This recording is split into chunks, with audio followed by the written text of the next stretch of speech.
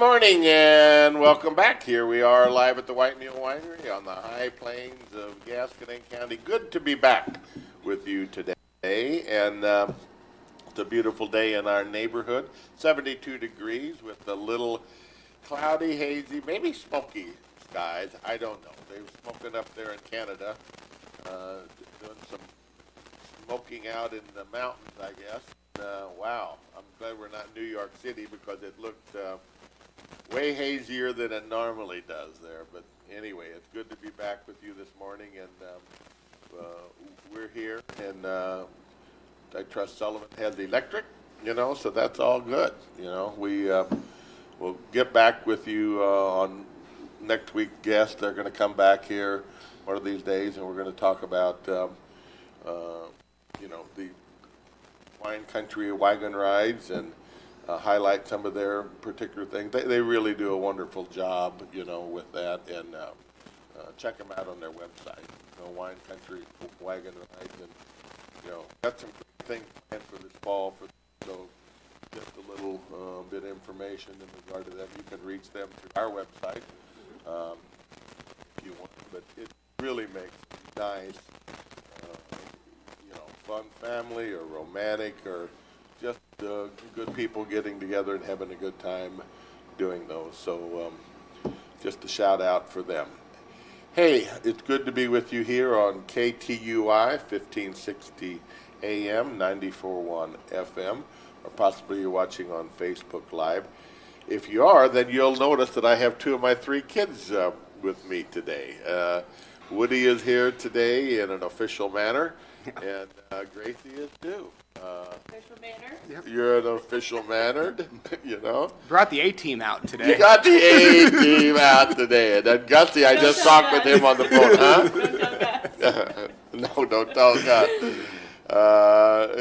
Just talked with Gus on the phone, and he's doing well, and got a lot going on. Maybe we are to do that some special day, is all three of us go down and get on the radio. Maybe we go to Lion Country Meats and do that. Wouldn't that be fun? That'd be good. That'd be, we had the Zels family on, so we could have the Schlottick family on too. Kathy But could be on it too. yeah, we Schlottick probably don't get along quite as good as the Zelsh's did on the air, but it's good.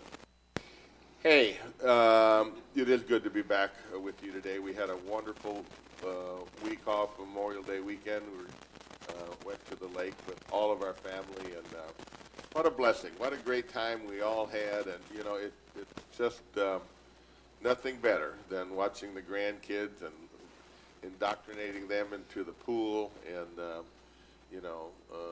just spending 3 or 4 days together, 2 days, whatever it was, together, breaking bread and just enjoying each other's company is just absolutely awesome. So, looking forward to it next year. Yeah. No question about it. Okay, so we got some business to attend to today, and we're going to cover a fair amount of ground because I want to talk about the banking situation with Woody. Things change so radically quick anymore, and we're in amongst that change right now as far as banking and interest is concerned, and investments and what you do. But then we're going to also focus awful hard on the rural economy and the cattle business because that is a game changer in our area. Throughout the Midwest, things are happening at the drought, those things occurring. The cattle market is changing radically. So we need to talk about those things and give everybody what information we know to help cattle people try to survive through this drought, and also just talk you all out there in regard to interest and what difference that makes. So Woody, always good to see you. Always good to have you. You had a boy start school this week. We did. Well, William's in summer school this week, and I guess started, he's up there in Spring Bluff. He started, when was that, end of May, I think. So he's on about halfway through it already. So Really? Yep. So he'll be back on the farm here on Mondays one of these days. Yep. I think by July. So a couple more weeks and. And then fair season starts. Yep. You got a big project going on for him. Got the big bucket calf at the house, and you know him and Milkshake is the name of the Yep. calf, and we've been working through that process, and it's been fun. There's no question that it is, and then he's playing t-ball too, and that's a wonderful experience every to make it down and watch him. There's been a lot of improvement. 3 weeks. Yeah. Yep. And we're about halfway through the season there as well, and it's just fun to get the kids out and run around and burn some energy and, play in the dirt and maybe hit a ball on the side, No question about it at all. And Will has some great coaching with his grandpas on the sideline, right? Yeah.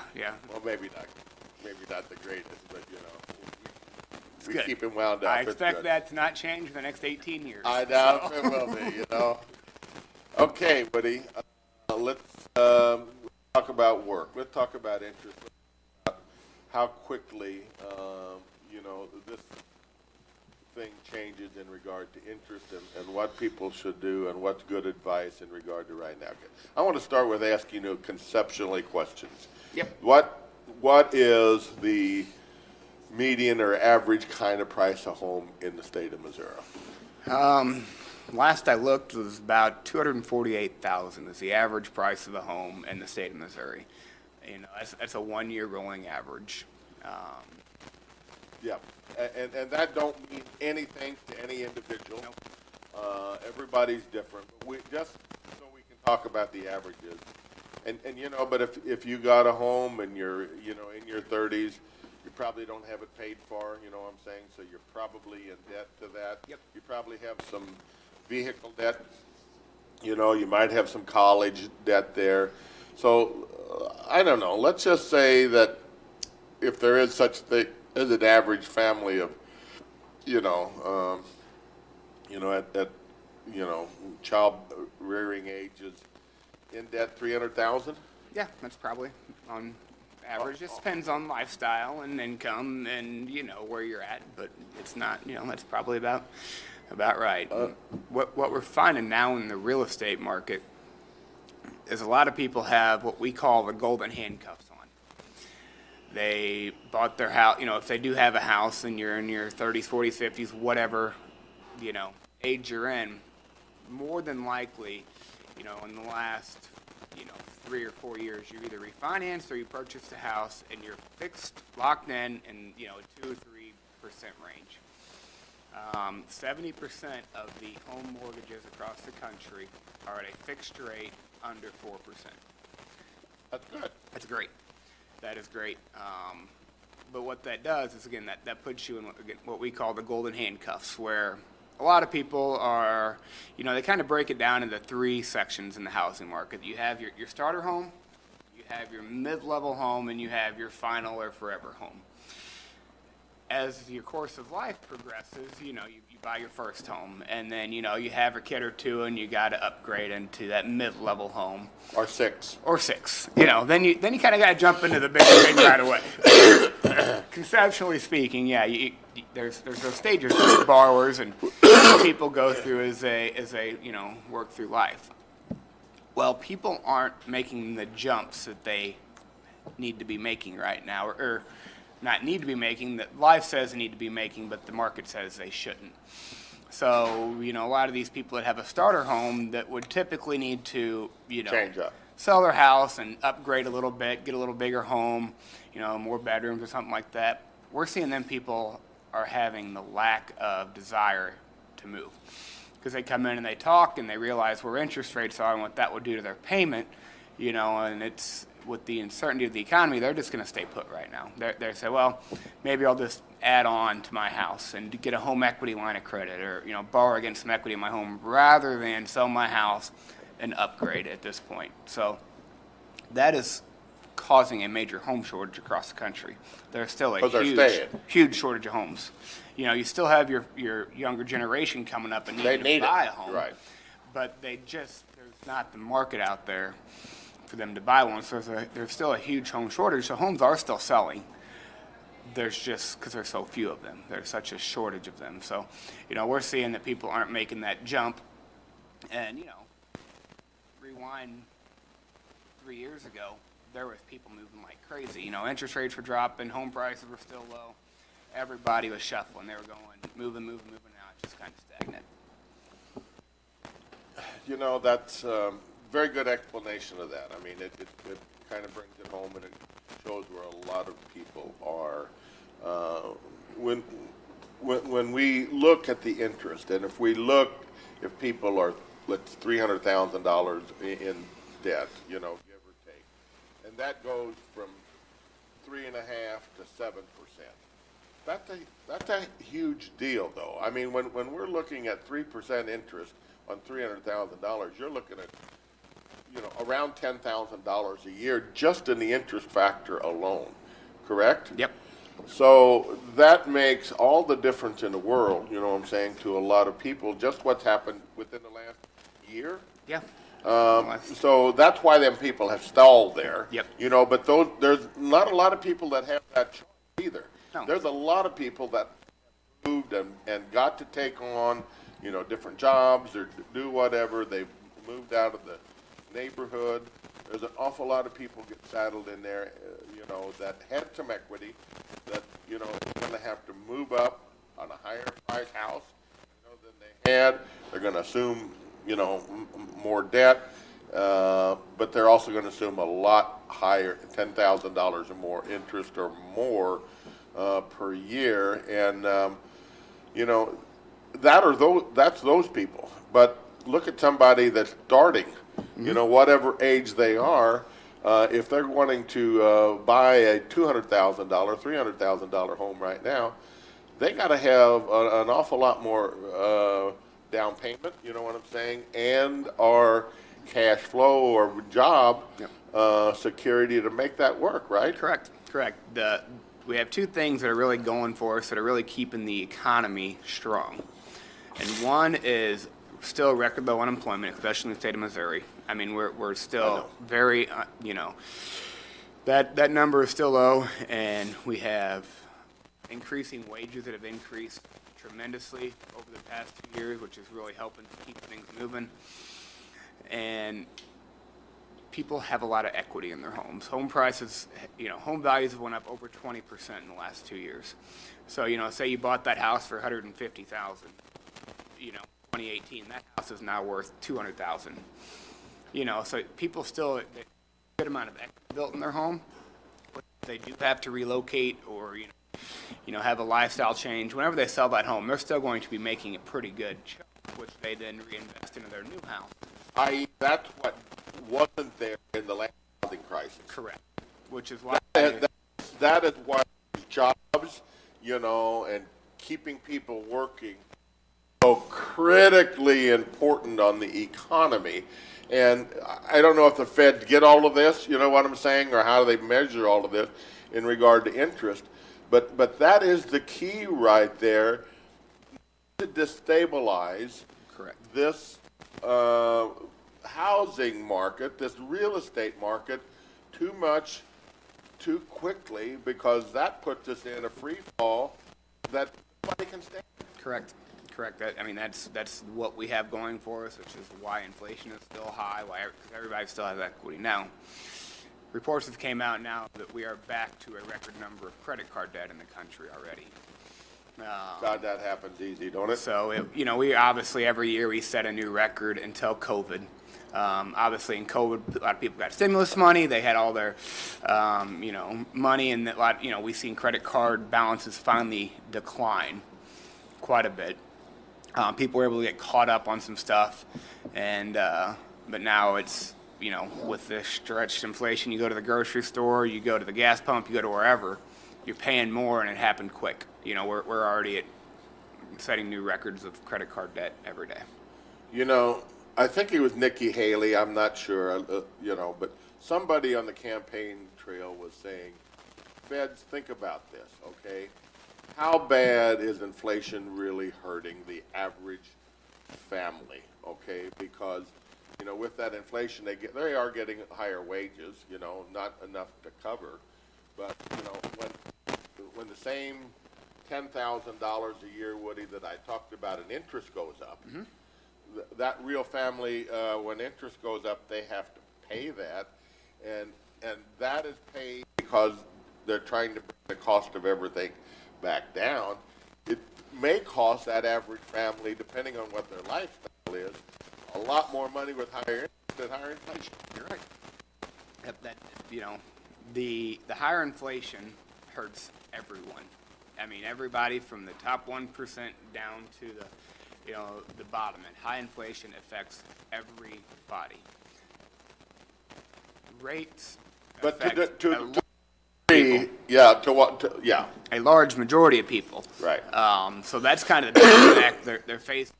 We got a Fed meeting coming up next week. We're thinking. It's split. A lot of people are saying they're going to do a pause this month, or a skip. Actually, a skip, not a pause. So a pause would indicate that they're A directional trend, right? They're done. Whereas if they come out and they say, well, we're going to skip this next rate increase, that's going to give breathing room, saying, well, we don't know. We're just. Whereas if you Not signaling. if you indicate a pause and then you end up having to come back and increase it, market's crazy. Whereas if you indicate a skip, it just pushes the buck down the road. It just says, well, we'll see what they need to do. There are still some people that think we're going to increase next week. And there's 18 people, I think, that sit on the Fed board. And some of them are more dovish, some of them are more hawkish.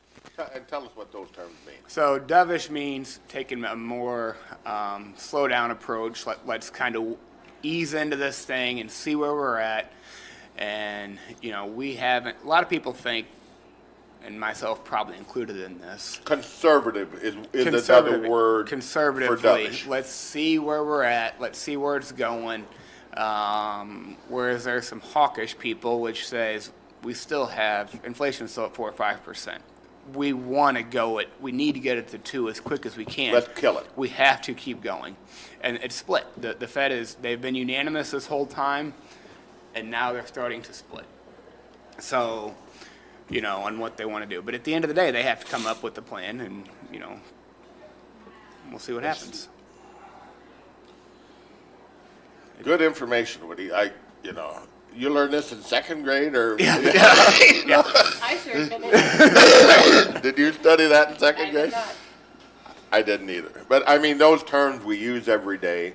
It's just so good to bring practicality. You know what I'm saying, and better understanding. I mean, we hear hawkish and dovish all the time. Know conceptually what it is, but getting out and talk about it to refresh. Tremendously important, and I didn't realize there was 18 people on the Federal Reserve Board.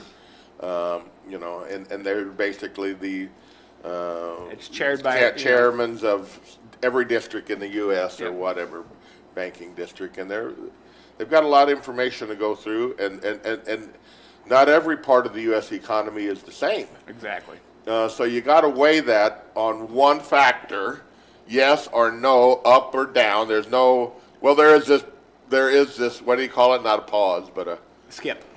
there's this skip thing Yeah, that they'll probably skip all class get this behind, week, let's yeah. just skip it. Let's just skip it and go on, and we don't really have to make a decision, but The one thing everybody is agreeing on now is that they don't. Fast forward 2 months ago, everybody is kind of thinking by the end of 23 they'll be dropping. I think everybody's in the conclusion that ain't gonna happen no more. That, we're not gonna be dropping by the end of 23. Now, when is that drop gonna be? At some point it will drop. Might but be you next know, let's year, look at. I might mean, not I've be. seen interest prime at 17, Yep. 16. And how quick and how much. And I'm not saying anything that's going to go there, Yeah. but and we do need to take this conversation and take the Feds, because the world is such a global situation. Factors change so unbelievably quick across the board. And one geopolitical, thing. I mean, look at Ukraine. You know what I'm saying? Yeah. Look at what happened to the wheat market just this week in a global situation, because there was a dam broke, and you know what I'm saying? This, that, and whatever. But honestly, nobody absolutely knows, No. but they use their best, and they get paid pretty good for their prediction. You know, better than the weatherman, right? I like to think they're a lot smarter than I am, and they know a lot more, and they get to see a lot more. They're I like to think they're the best of the best that are up there, And they that's why are good, But Powell and company and Yellen. I know they're all political. You have to have some political connotations, and Yep. to do that and have some theories, of your financial, thoughts. You got to have some political theories in regard to that. But for the most part, the Feds play it pretty cool. yeah, Most bankers do. if you panic, everybody panics. Yeah, there's no question. And, so let's talk about borrowing some more money, Woody. Yeah. Okay. So Good yeah. information. Yep. It's great information. And you guys are still in the money borrowing business. Absolutely. There's still, it makes a lot of sense still to borrow money right now for some people. For some people it don't. And that's why you got to have a trusted advisor, trusted accountant, trusted whatever, somebody that can kind of help steer direction. Because everybody, it's by case scenario. Just like we were talking, you have the Fed that has to work at a national, a global level. And then you got to break it down into smaller segments, all the way down into what happened at the Cuba Sailborn on Tuesday. With 3,000 head in Cuba Sailborn, Fed's not making those decisions on, it's just such a local / global / where everybody's at in different sectors and what everybody's seeing, so. Well, just a few more words about, and business. The business world is changing, has changing, will change. Unbelievable in the next year or two. I don't know how you guys go about evaluating business trends and what's happening on what's stable and what's not. I mean, business real estate, not such a good thing. Commercial real estate and the office market is just taking a bloodbath right now. And that has been a stable place to put old wealth, Woody, for eons, correct? Yep, there will be generational wealth gone in that. And that more affects, your New York cities, your bigger markets, but I know of buildings, I read the Wall Street Journal, so that's where I get a lot of my news information from. And there's, office space in New York City that people were bought last year for, say, $600 million. Now, we're talking big numbers now. Well, last year it appraised like Gracie's house. Exactly. Yeah. Appraised at $600 million. They bought it for $600 million. Well, now they're just trying to get just trying to get rid of it, and they're selling for a third. You're talking huge amounts of money because at the end of the day, less people are going back into the office. More people are working remotely. So that lease is More people not working, in my opinion. Well, Yeah. There's a lot of that too. So, but no, there's people which changes everything. Which actually, in Gasconade County, that's going to benefit us because there's people that were tied to St. Louis because their jobs were there, and now we're seeing our local market staying hot because people are fleeing from the city because they can now work from home.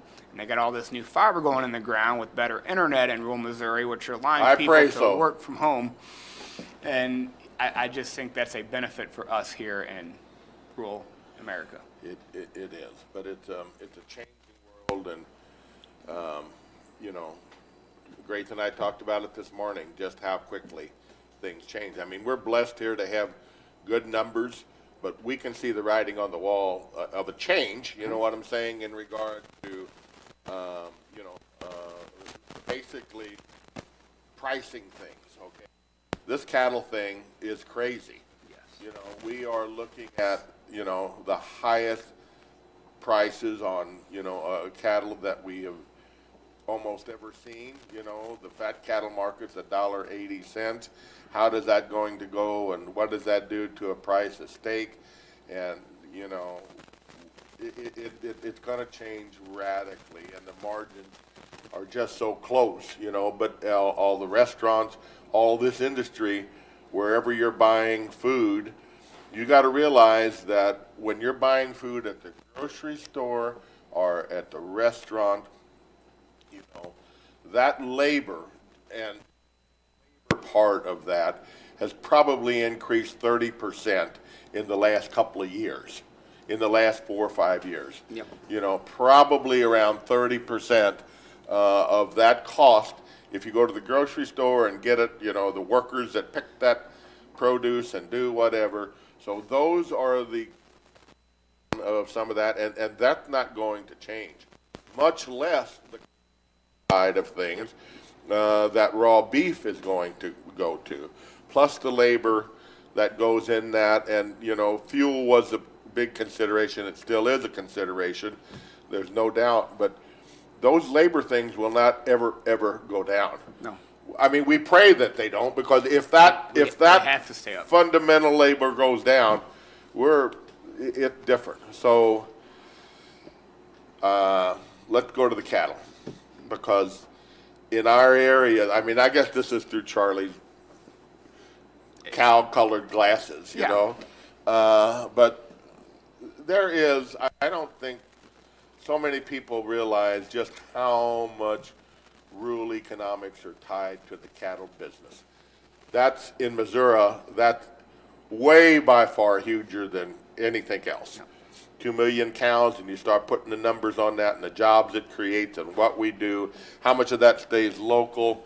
Those are big things. And if we are in a drought situation as we are, and the cow numbers are way down, right now, and if we even look at a 20% culling, or heaven forbid a 30 or 40, which it very well could be, we're going to be looking at a paradigm shift that we've never seen in our lifetime. Really.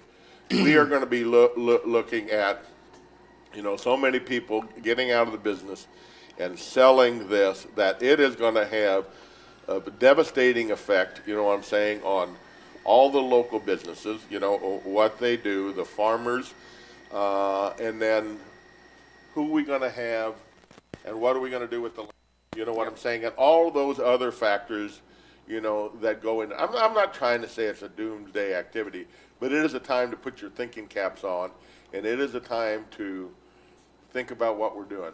I don't know that people even understand that when hay goes to $100 to $120 a bale, okay, and calves right now are bringing, let's say, $1,200 for a 500-pound calf, Yep.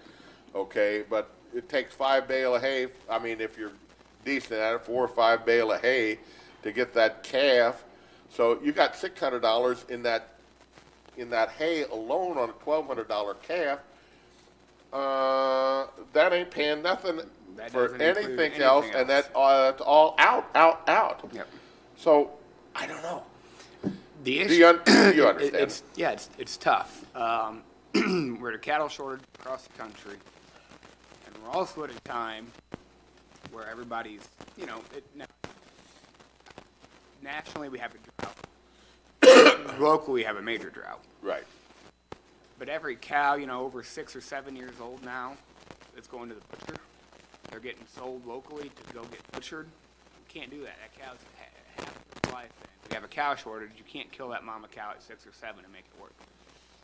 We are at a She's at the prime of her life. yeah, and anything over 5, 6, or 7, they get sold at the sale barns. Most of them right now are going to get processed, and that cow's got a lot of calves left in her. So that's going to shorten this thing up a lot. Yeah, and the cows have a high price. I'm saying hamburger. And that's the first thing. That's where the old cows go. Is into the, into the hamburger, and that supply makes it reasonable at this. But replacing that, and what's it going to be, and then, farmers have to think about where they are and what they do. This is a heck of a taxing situation for them too. Absolutely. That they've been depreciating all these years, to get rid of those right now. They're bringing some money. You know what I'm saying? A cow bringing $1,200 or whatever, $1,000, you know, 1,200, they're bringing some money. You're going to be in the hot, you know, you might have had a basis of that calf only at 500 or 600. Yep. So, oh my God, you're not thinking about, we're going to call them and we're going to pay the government Yep. half of that back. But what choice do I have? Do I go out and try to find hay or do whatever? You know, it is a catch-22 situation for not only the farmer, but for the industry as a whole. Yep. I hope somebody's at the table and they are thinking about this, because you reached out yesterday or this week to the USDA, Yeah. I know. Just to see where they're at, you know, if there's any, what the government's going to do about it, you know, and we'll see what that looks like. Because, you know, there's a lot of local farmers, I feel like, you know, everybody does it different. There's 1,000 ways to run a cow-calf operation. Historically, when prices get hot, a lot of them farmers will hold their heifers back because they can sell their steers only and, you know, make the Cash same flow amount of out. money, cash flow out, and they can afford to hold them heifers back in that times. You know, let me flip that on you, switch a little bit. You know, a lot of people, you know, need to be thinking about maybe when the market's not so hot, if you can financially afford to, that's when you need to hold your heifers back. You know, in a perfect world, everybody holds back, you know, 10% a year, 20% a year. That gets hard, labor-wise, that gets hard on a 50, 100 head cow guy, because you got to keep everything, you know, separate. Sometimes it does make sense to do one big group, but there's not necessarily a right or wrong way, but just think about, you know, don't just try to cover your costs when the market's hot and hold heifers back necessarily. Right now, it's going to be a grass thing, though. How much grass and how much hay do you have? Because you need to have every cow on your farm that you could possibly keep right now, I think. Yeah, and that's hard because, you know, we are here, you know, halfway through what we normally call our hay season and wet bale, and we normally have around 500 wet bale. At this time of the year, we got 178. Yeah. I mean, to you, we got 700. No, You know, when we It's no. great. Everybody's on, you know, everybody I've talked to is under half on hay production, and Now it could start raining today, and that could change somewhat. But we're way, way, way too early for this drought, and it's going to strike this grass, and it's going to get abused, and we're just not going to have, I don't think, the regrowth to be able to sustain anywhere thing close Yep. to what we have to do what we do. So, but you know, I mean, we're weaning the calves. I mean, we're taking them off of grass. You know what I'm saying? On the stockers and putting them in the lot, and you know that's one thing at this juncture is that not against the corn farmers, but you know, if we had $8 corn now, I don't know what would happen. You know, at least we're in the $6 range, and you know, hopefully that's sustainable to them. If they don't raise the crop, it ain't sustainable. locally it's tough. I mean, you drive around these crop fields, half of them ain't planted yet. The ones that are planted we'll see what comes up. I watch these both ways, on 50 here, and just day before yesterday, I start noting they look pretty good when they're and they're kind of growing and that root's going down. But yesterday, even after the 1/2 of 1/10 of 1% rain that it rained here, I went in, I went and down the road, and you could tell that corn exactly where the suffering was starting to happen, and that happened very quickly in heat and whatever. So, what do we do? How do we talk to you? Okay, when we go into the bank and said, what should we do? Cows are at a historical high. You look at it. Do we try to keep our cattle and, try to find hay, buy hay? They're kind of in a catch-22. It's a case-by-case scenario. The one thing, locally and probably nationwide is these farmers' balance sheets look better now than they've looked in years.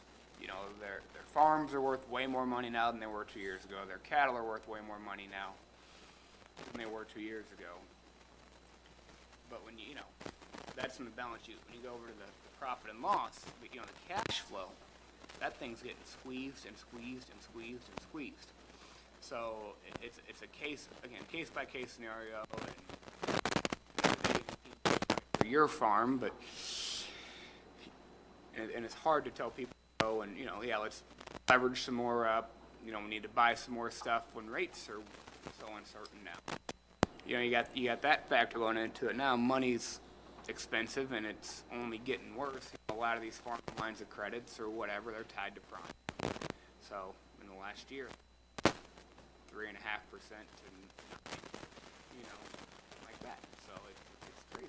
Well, and I know that I talked to the Department of Agriculture yesterday, and I know that the governor has got a task force that met yesterday in regard to the drought situation. I hope and pray, and I've reached out to the USDA. Joe All is the guy basically in charge of the USDA and the state, so they're appointing Biden. And I was in Jeff City, you know, with him and served with him. He's been on the radio here a time or two, reaching out to hope that, I know we're having those conversations at Jeff City, but I hope they're having them conversations at Washington, D.C., because that's where it's going to have to come from. Yeah. You know, they are going to have some direction. I think, you know, and then they're going to have to look at this differently than just it had been looked at, because when I talked with the USDA and went back and looked at, you know, the last time we had a drought, you know, event in our particular area, you know, I think the average pay for, you know, a cow was like in the mid $40. Well, you know, a third of a bale of hay don't go that far. No. You know what I'm saying? And it's going to have to be, I mean, not that it don't help, and not that I expect the government to do everything, but they're going to have to do a little bit more than release water on some, you know, Yeah. parks, you know, that cattle can start drinking out of, you know. Yeah, it's Not that that's not appreciative, but it's too much. correct. We are in dire need of some, you know, some, and again, this could change in a week. We could get wet, and we could stay wet, and everybody could do a great second cutting. You know, we still had fertilizer sitting on the ground.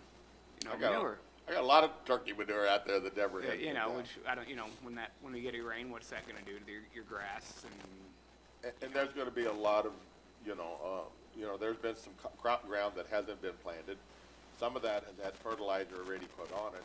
So we're going to see a lot of Sudan, you know what I'm saying, and a lot of hay, you know, because that market seems to be up. I just don't know how much demand there's really going to be for $100 hay. Yeah. People are going to have to make some, I mean, we're 1,000 bales short thus far. You know what I'm saying? $100 a pop. That's big money. $200, right? You know? Yeah.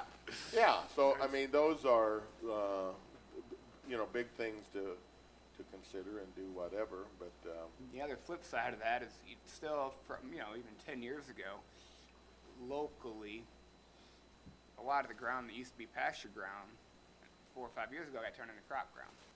Yep. There's people that are planting beans and stuff that was traditionally pasture ground. So, you know, you have that to factor in too, where in a hay shortage year, we haven't had a hay shortage year since a lot of them fields got turned. Yep. So we'll see what this plays. Yeah, we'll check, and we'll survive. But it's critical to put some thought into it. You know, put some more thought into it, and have at the table every resource while you're making your decision that you possibly can. And every resource is your banker, every resource is your tax person, every resource is your feed consultant, you know, every resource is your family, you know, to bring them together to see what, you know, these are critical times and decisions on what everybody's interests are, you know, so. You talk a lot about value-added farming. I think that's where we got to go. You got to find a way to keep it and, you know, add value to that beef on your farm. And it's hard, or pork, or crops, or whatever. You know, it's hard in this current market we're in, but, you know, don't just look at, you know, your farm and add value. Make sure your banking relationships, they add value to your farm. Make sure your accountant relationships add value to your farm. God, that's a good point, too. You know, that was second grade stuff. Yeah, that was second grade. I learned about value in second grade. You said what? I learned about value in second grade, I think. No, it's uncertain times, but, you know, I'm glad the good Lord's in charge of our rainfall, because I'd get a sweat Amen right to that. now. Amen to that. And,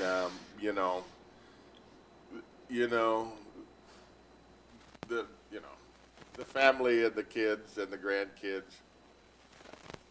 that's, Stuff that actually matters. that actually does matter. You know what I'm saying? I was talking to my brother Kenny yesterday, and we were getting ready for the church picnic, and, we talked about what really does matter. Yep.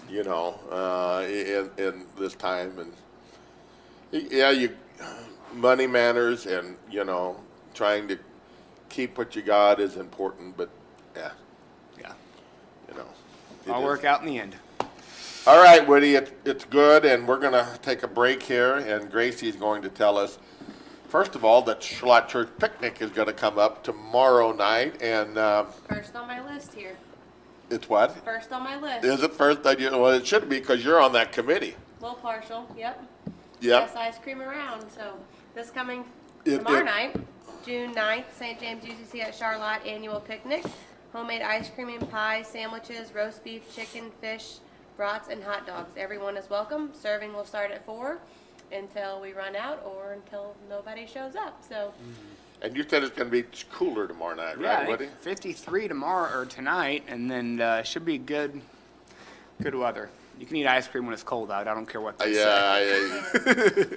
Yeah, our ice cream goes pretty. The fish ain't bad either. Nope. Something I always look forward to every year. I do too. It's a blessing. The Rosebud Emmanuel Lutheran Church is having their picnic this Saturday, June 10th at the Rosebud City Park.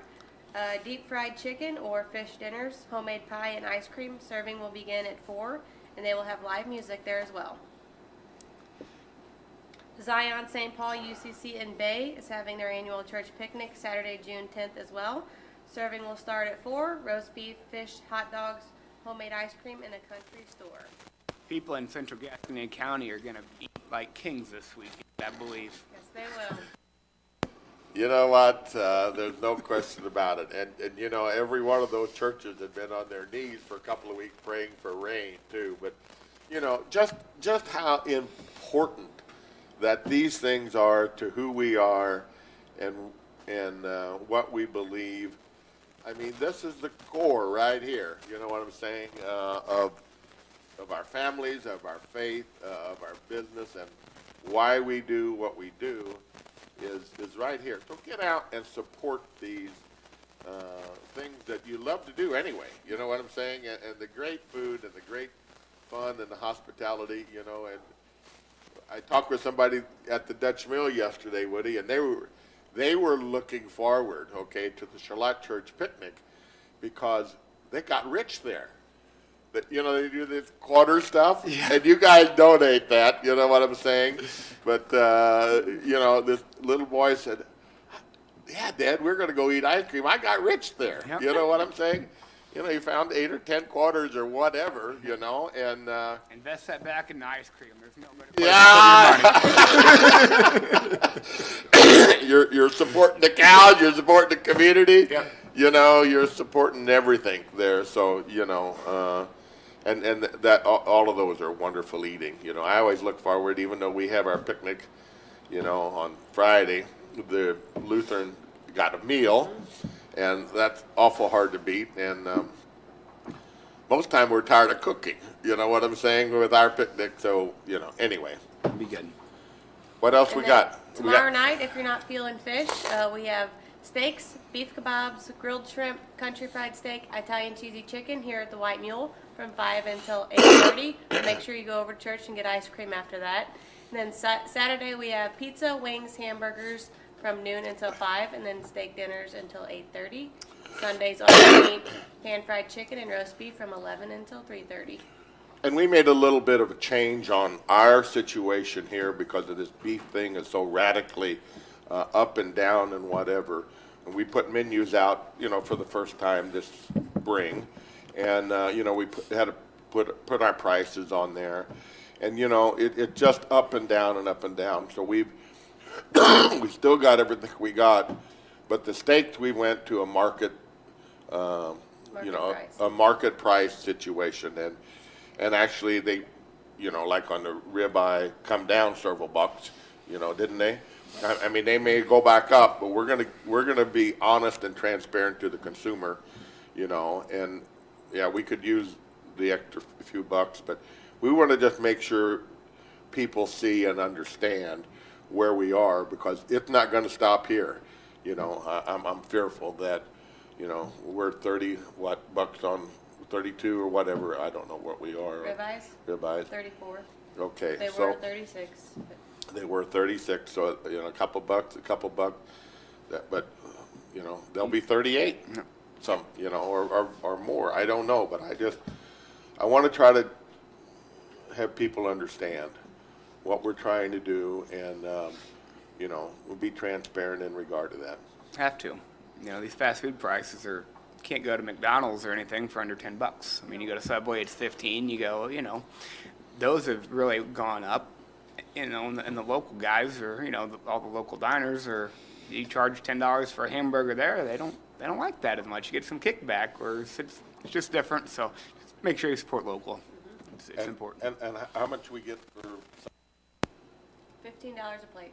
All you can eat. all you can eat fried chicken and our roast beef. All you can eat, all you can drink as far as lemonade and coffee and tea, right? For $15. Pretty good. I guess that is good. Good job. Both of you, Yeah, perfect. So, okay. So let's finish up here on KTUI 1560 AM, 94.1 FM, or Facebook Live, and we'll talk about highlight a few things that we've done. First of all, it's time to put your thinking hat on wherever you are, whatever you're doing. It's a time to, if you're a homeowner, if you're a consumer, look and put some numbers on paper of exactly where you are, because without that, you don't know. Nope. No, we're in a different time now because we've had CD rates. If you had money, you were getting absolutely nothing for them. And now we're getting a time where those CDs are for some banks are in the 5% range on CD money. So it's not all bad because there's been, some of the boomers and some of the older generations out there, they got the short end of the stick. They bought their house at 18% interest, and by the time they had money, banks weren't paying nothing. Well, them guys and gals are finally getting some breathing room. CD rates are going up, savings accounts are picking up, so it's different economy we're in. So It is. It is different. So, watch it, and Gracie will tell you that we're working our numbers. You know what I'm saying, across the board at this time, just to figure out, because kind of get lack. What I'm saying in regard to what's going on, and you just can't do that. So that's important. But the cattle business, we will keep you apprised. Going on, we'll have you back as more information when he comes forward here. But I've invited again the USDA, I'm saying, to come and talk about what can be. I know the thing we can do that don't cost anything can change everything is pray. Yep. That's the best and the cheapest route, and then accept whatever that is, because there's some things you can leave the water on, but it may not run where you want it to. Nope. That's just how it is. So it's good to have you, Woody. Good. Is my clock right? Yeah. Okay. So again, the picnic this weekend. Charlotte here, Rosebud and Bay. Yep. All this weekend. Friday and Saturday. You can hit them all, and you could do a dinner almost. Good. You know what I'm saying? And eat ice cream everywhere. Yeah. So that's good. Or come to the White Mule and then go eat ice cream. We got the music coming up too, don't we? The end of the month. The 23rd, Friday the 23rd, Iron Road will be out here Okay. playing for an anniversary party for the Sullivan Bucket. Very good. We'll start playing at 7. That's great. Woody, the fair's coming up here at Sullivan. Sullivan Fair's coming up. When is that? 2 weeks? 2 weeks from today, I guess is when it'll start. When's the bucket can show? Is that I Friday? think that's Friday at 4-ish. I don't know. I'll have to do some checking on that. Probably need to get that figured out. So. Probably need to get that figured out. You know what I'm saying? And you're gonna have to buy a new trailer and a show box and all of that stuff right off the bat here. I think I can squeeze my bucket calf into the back of my truck for short term. He can sit in the back seat. Get him potty trained. You ain't gonna put him in the Suburban, not the Suburban, but Oh, the Expedition? you'll have sick kids. No, I ain't gonna have. They ain't gonna Oh, fit yeah, in I there. do. Woody. Sick kids and the bucket calf in the back. You'd be a hit coming into the fair Yep. with that. Time to the top. There was a gal here. For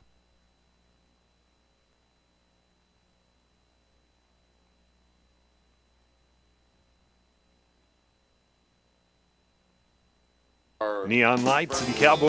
and had her miniature horse, pony. Is that Ellie's at birthday? the farm. No. Oh, that's Easter. Easter. Oh, right up, so it works. Hey, God bless you. Great to be with you. Where to come from, but Just anyway. a tune-up. Just a little tune-up, It's all right? a little outpatient basis is going to be good, and I'll have to get my faster shoes on because it'll make a difference. God bless you. We will see you in a couple of weeks, and get out and eat some ice cream and picnic. Woody? I'll be there. I better be there. You better be there. God bless you. We'll see you next week.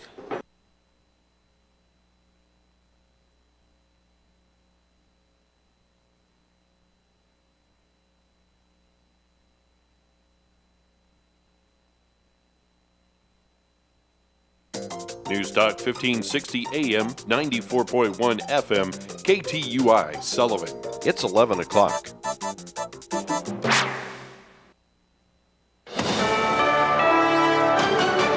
USA News, I'm Richard Johnson. It looks like Ukraine's forces are on the counteroffensive. With Western weapons and NATO training, Ukrainian forces are moving. NBC correspondent Raf Sanchez is there. There is intense fighting underway at this hour along this hundreds-of-mile-long front line in the east and south of Ukraine, including just east of where we are now in Zaporizhia. Ukraine's deputy defense minister says Russian forces are on the defensive here in this region. But Sanchez's sources would not say exactly where the fighting's happening or what Ukraine's immediate goal is. The air remains bad, very bad, in much of the eastern USA. Bad enough for these New Yorkers to dig out their COVID masks. Well, some of them. I have to say it got me into a little bit of a funk. I should have a mask on. Breathing in, you can still feel a little bit in your chest. One big victim of the bad air today is air travel. Nearly 2,000 flights nationwide already delayed or canceled. Both Democrats and Republicans in the House are not happy with the far-right Republicans who have blocked bills from reaching the House floor this week for votes. When they get over their little temper tantrum, they need to show up to do their job come Monday. New York Republican Mike Lawler on the Freedom Caucus members' delays to protest the debt ceiling and spending bill agreed to by House Speaker Kevin McCarthy. Lawmakers in Alabama must try again to redraw the state's 7 congressional districts now that the U.S. Supreme Court has upheld a ruling that says the current district lines discriminate against Alabama's black voters. One of the most influential men in Christian politics is gone. Christian Broadcasting Network founder and 700 Club host Pat Robertson transformed his 1988 presidential bid into the Christian Coalition, which campaigns for conservative candidates. Robertson, who died at his home in Virginia Beach, was 93. This is USA News. Mornings were made for better things than rheumatoid arthritis or RA. Xeljanz tofacitinib is a pill for adults with moderate to severe RA when tumor necrosis factor blockers did not work well or could not be tolerated. Xeljanz can help relieve joint pain, swelling, and help stop further joint damage. Xeljanz can lower your ability to fight infections. Don't start if you have one. Before and during treatment, your doctor should check for infections like TB and do blood tests. Serious, sometimes fatal infections, cancers including lymphoma and lung, blood clots, serious heart-related events, tears in the stomach or intestines, and allergic reactions have happened. People 50 and older with heart disease risk factors have an increased risk of death. Tell your doctor if you've had hepatitis B or C, have flu-like symptoms, are prone to infections, or have ever had a heart attack, stroke, clot, or other heart problems, or swelling of lips, tongue, throat, or hives. Ask your doctor about prescription Xeljanz. Visit Xeljanz.com or call 1-844-XELJANZ. Dozens of protesters showed up at the Utah State Capitol to object to a suburban Salt Lake City school district removing the Bible from some school libraries. A parent used Utah's new book banning criteria to show that the Bible's filled with sex and violence, and the district agreed. For years, the FBI has been looking to move out of its headquarters building in downtown Washington. As for the preferred choice, a document from sources on Capitol Hill shows reasons why the FBI prefers the location in Virginia, according to WUSA 9. Proximity to its training academy and other facilities in Quantico could play a huge role in the final decision. The three sites the agency is choosing between are located in Springfield, Virginia, Greenbelt, Maryland, and Landover, Maryland. A decision on the location for the estimated $2 billion project that would house over 7,500 FBI employees could happen at any time. I'm Rebecca Hughes. A security worker at SoFi Stadium in Los Angeles is apologizing for tipping over a woman's food cart last weekend. It was never my intent to harm any kids if they were harmed. So I express my apologies to them. I just hope everything can be okay moving forward. But Marvin Carroll was fired from his security job after, while telling vendors to clear out after a Saturday concert, he flipped over a cart that injured a 12-year-old girl. I'm Richard Johnson, USA News. Heart failure, carpal tunnel syndrome, shortness of breath, stomach issues, lower back pain. How does it all add up?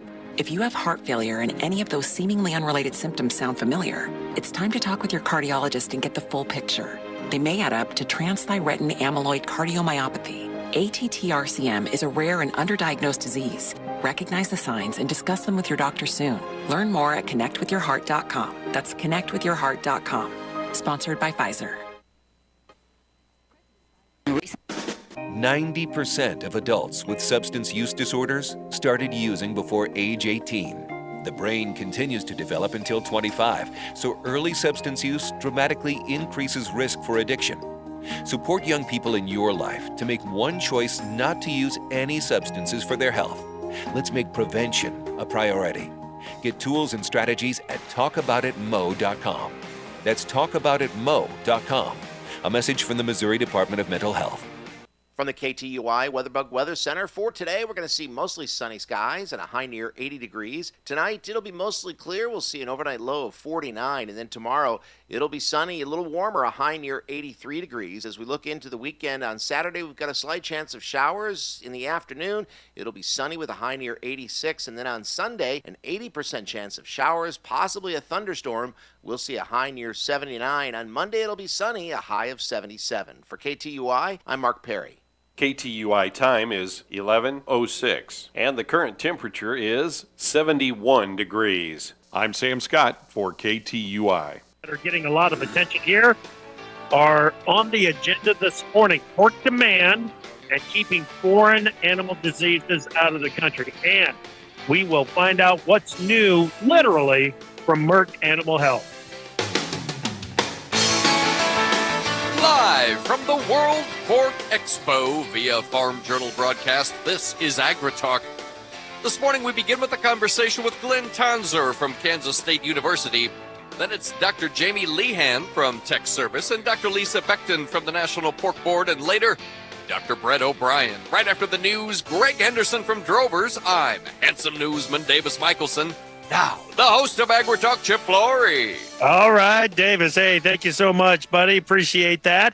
And a big shout out to the fine people at Merck Animal Health for making this morning's coverage from the World Pork Expo possible. We really appreciate all their efforts. We're going to hear from a couple of reps from Merck as the show goes on today. They've made an announcement of a new product available. We're going to learn what that is all about. How's things going, man?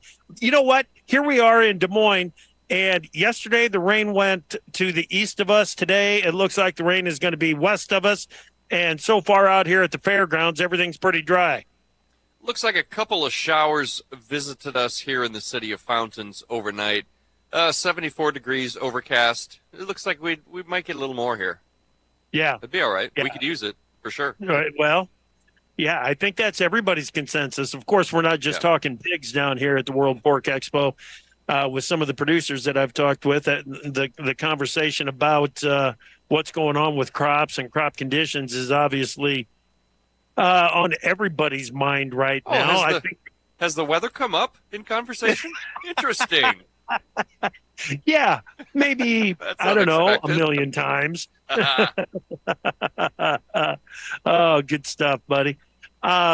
Hey, before we get to the news, and we've got to get to the news because there is a lot to get to, America's Heartland knows that they can depend on AM radio for free critical weather and emergency updates, as well as the news and entertainment options. Why do you listen? Let us know. Go to whyilisten.com and tell us. And if you fill out all the information, you could win up to $500 thanks to the National Association of Farm Broadcasting for putting that effort forward. Okay, Bud, what do you got in the news? Well, Chip, the expected El Nino has emerged, according to scientists at NOAA's Climate Prediction Center. In their monthly outlook released just today, forecasters issued an El Nino advisory, noting that El Nino conditions are present and are expected to gradually strengthen into the winter. Chip, we've been talking about El Nino transition, and NOAA says it's here. Yeah, it's the speed of the transition that is going to have an influence on the outlook going forward. But everybody that does weather outlooks has been putting together their summer outlooks with the anticipation that La Nina would be here. Government bond yields around the world. I said that wrong. Huh? I said that wrong. That El Nino will be here. Yes. The Nino. Yes, not the Yes. Nina, the Nino. The boy. Yes. Yeah. Government bond yields around the world rose as investors anticipate interest rates will remain elevated due to high inflationary pressures. Both the Reserve Bank of Australia and the Bank of Canada surprised with a 25 basis